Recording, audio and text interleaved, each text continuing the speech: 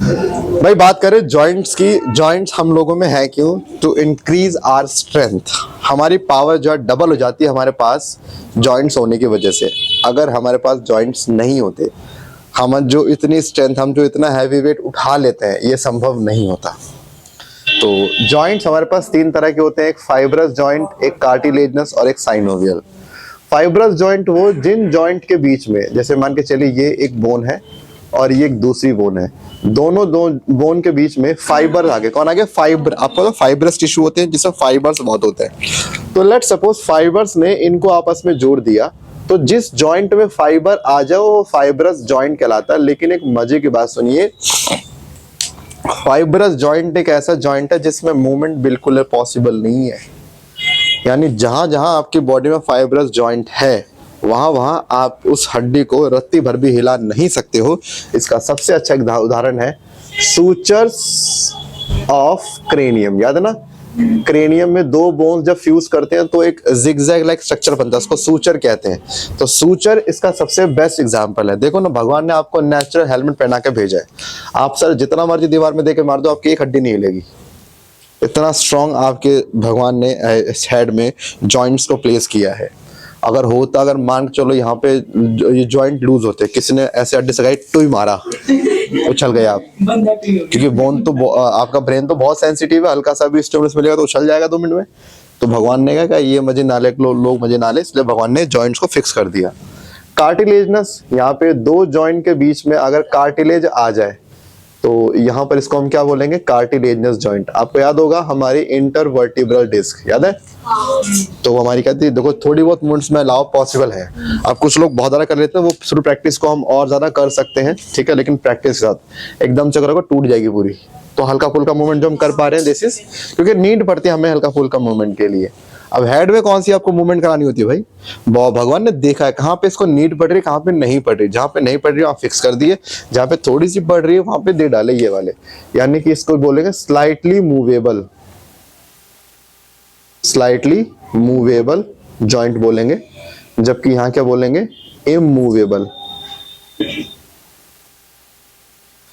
बात करें synovial joint की, दिस इज फ्रीली मूवेबल। ये भाई तुम पूरा मूव कर सकते हो जिन जॉइंट्स में पूरी मूवमेंट पॉसिबल है। ये वाली मूवमेंट्स, ये वाले मूवमेंट्स, ये वाले मूवमेंट्स, ये मूवमेंट्स, ये सारी मूवमेंट्स क्या है? ये साइनोवियल, क्योंकि इनमें आपको कोई प्रॉब्लम ही नहीं है मूव कराने में, ठीक है। अब साइनोवियल जॉइंट्स की बात करें तो साइनोवियल जॉइंट्स के ना, पहले मैं आपको एक स्ट्रक्चर दिखा दूं। साइनोवियल जॉइंट का बेसिक स्ट्रक्चर कुछ इस तरह से होता है। जैसे मान के चलिए ये एक जॉइंट हो गया, ये दूसरा जॉइंट हो गया, ठीक है।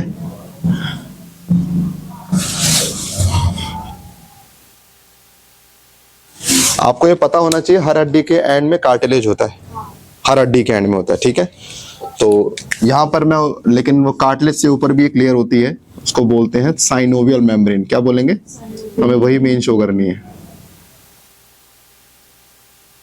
तो आपके हड्डियों के ऊपर एक मेम्ब्रेन पाई जाती है नॉन एज साइनोवियल मेम्ब्रेन। ये मेम्ब्रेन लगातार एक लिक्विड सिक्रीट करता है, इस लिक्विड को बोलते हैं साइनोवियल फ्लूइड। ये लिम्फ सुना आपने, वही होता है। तो यहाँ पे एक फ्लूइड सिक्रीट होता है, इसको क्या बोलते हैं? साइनोवियल फ्लूइड, जो कि लिम्फ वाला कंटेंट पूरा शो करता है। और आपको पता है यहाँ क्या होते हैं? बोन टू बोन को कौन जोड़ता है? लिगामेंट, ठीक है।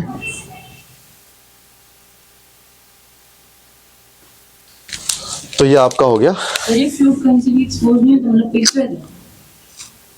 लिगामेंट। बनता है निकलता है, बनता है निकलता चलता रहता है, लिगामेंट तो वही। तो लिगामेंट ने इनको जोड़ रखा है और यहाँ पर मेम्ब्रेन, और ये क्या आ गया? Synovial fluid. इस फ्लूइड का काम होता है जॉइंट के बीच में फ्रिक्शन को रिड्यूस करना। बायोलॉजी फ्लूइड है ही किस लिए? शॉक एब्जॉर्बर करेगा, फ्लूइड को फ्रिक्शन को अवॉइड करेगा, सो दैट इसमें रबिंग या हीट प्रोड्यूस ना हो। देखो इस फ्लूइड को हमारे लोग देसी भाषा में बोलते हैं ग्रीस।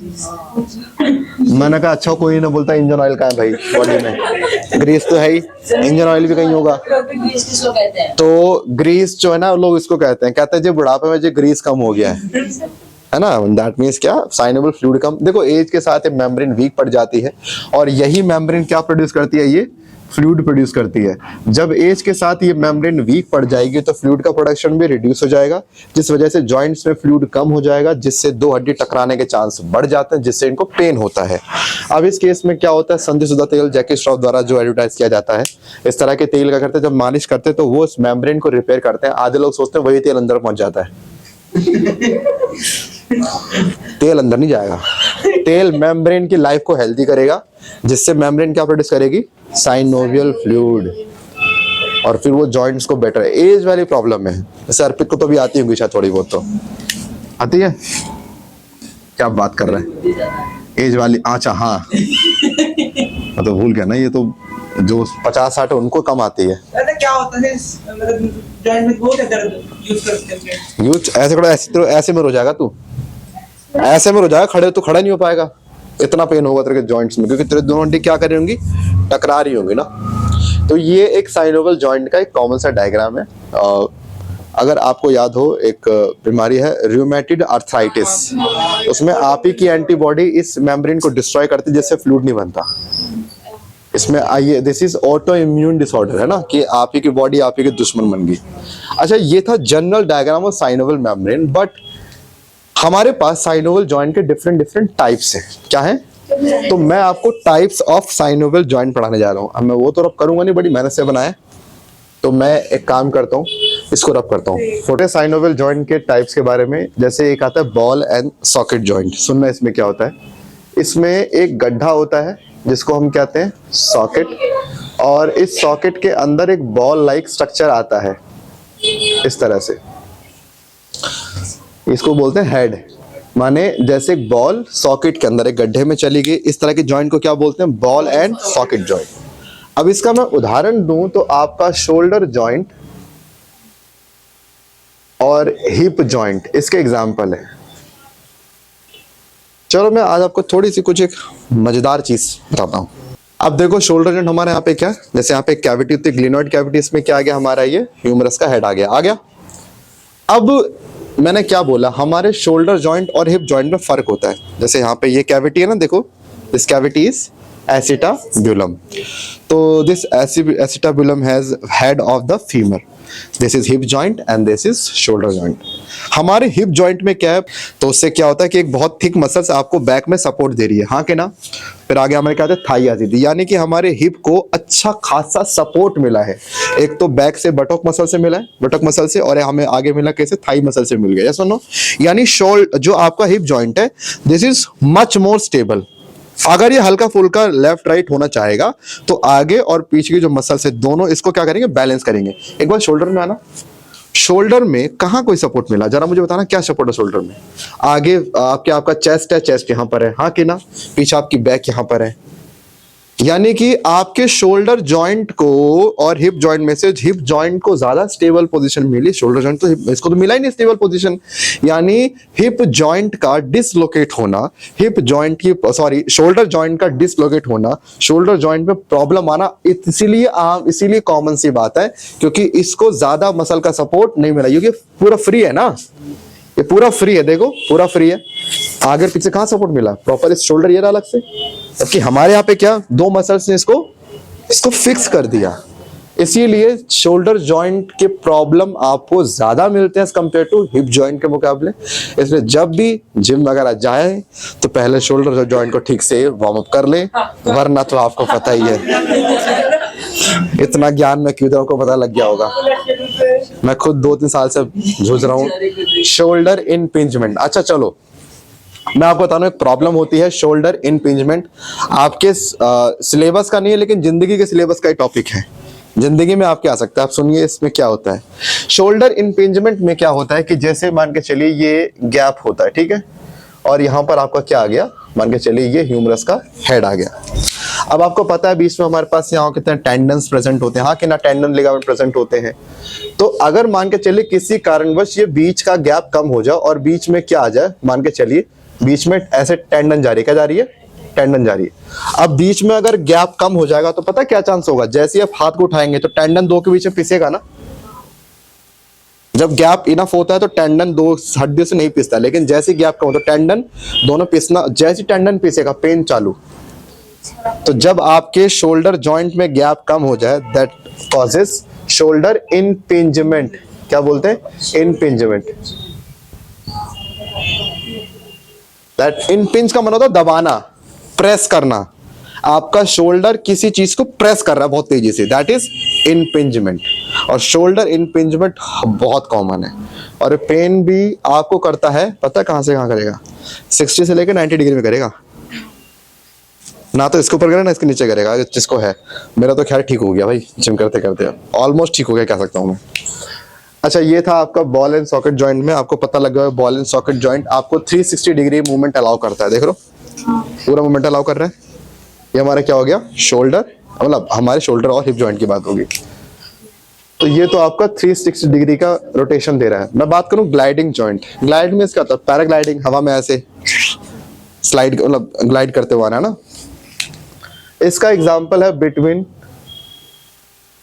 कार्पल। जब अपना हाथ ऐसे करते हो तो एक के ऊपर एक हड्डी क्या हो रही है? कार्पल्स क्या हो रही है? ग्लाइड हो रही है। एक दूसरी, तीसरी उसके ऊपर ऐसे। आपके पास बहुत सारे कंचे, ऐसे हाथ अपना ऊपर करो तो अंदर बहुत सारे जो कंचे होंगे वो एक के ऊपर ग्लाइड कर रहे होंगे ना। दिस इज ग्लाइडिंग जॉइंट, जो आपके बिटवीन कार्पल या बिटवीन टार्सल। देखो पैर को ऐसे करो सीधा, पैर को ऐसे करोगे तो भी हो ना ग्लाइडिंग जॉइंट हो रहा है। अब आप हाथ करोगे तो भी ये हो रहा है, हाँ के ना? ठीक है, लेकिन कृपया लड़के बीच रोड पे ऐसे ना करें।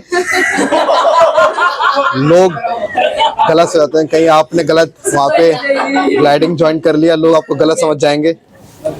ठीक है, तो ग्लाइडिंग जॉइंट हमेशा घर में परफॉर्म करें, बाहर नहीं करें। नहीं, लोग ये जो पापी समाज है ये मीठा मीठा बोल के फिर आपकी ढंग से डंका लगा देगी। सैडल जॉइंट की बात कर रहे हैं। ये आपका होता है between carpal and metacarpal of thumb. कहा?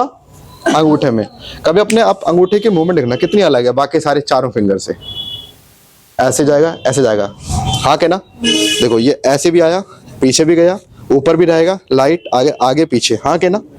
लेकिन इस ये वाली मूवमेंट हमारी थंब से बाकी चार की मूवमेंट और थंब में डिफरेंट है। थंब में क्या होता है, आप मान के चलिए जैसे सैडल, आई थिंक गद्दी को बोलते हैं हम लोग हिंदी में, जब हम किसी घुड़सवारी करते हैं।